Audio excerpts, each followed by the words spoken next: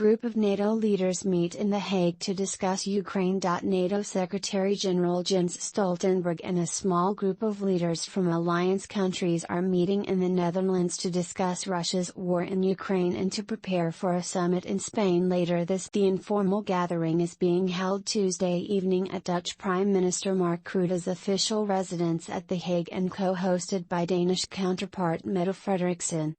The other leaders attending were Romania's president, and the prime ministers of Belgium, Poland, Portugal, and Latvia.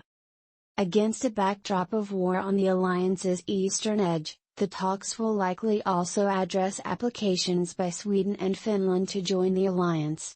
Both countries applied in May to join NATO after decades of military non-alignment. That changed after Russia invaded Ukraine on February 24.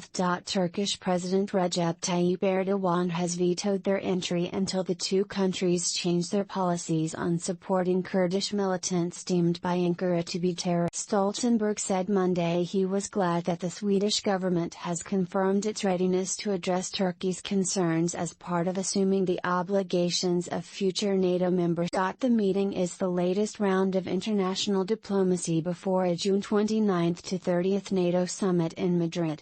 Latvian Prime Minister Krišjānis Kariņš told a local radio program on Tuesday that he hopes, and expects, that the strengthening of the eastern flank, particularly in the Baltic states of Estonia, Latvia and Lithuania that all border Russia, will be discussed. The issue is relevant to the governments in Riga, Tallinn, and Vilnius, which have long sought a permanent presence of NATO troops on their territories following Russia's military maneuvers in the region in the past several years and substantially increased the appeals since Moscow's invasion. In the interview with Latvian radio, cited by the Baltic News Service, Kariņš stressed that it was important his NATO colleagues have a similar understanding of the need to strengthen security in the Baltic region. The meeting in The Hague follows a gathering Friday in Bucharest of 9 NATO nations on the alliance's eastern flank, where some leaders urged NATO to step up protection in light of Russia's protracted war against Ukraine. We need to make sure that NATO is able and prepared to respond effectively and calibrated to the threats it faces,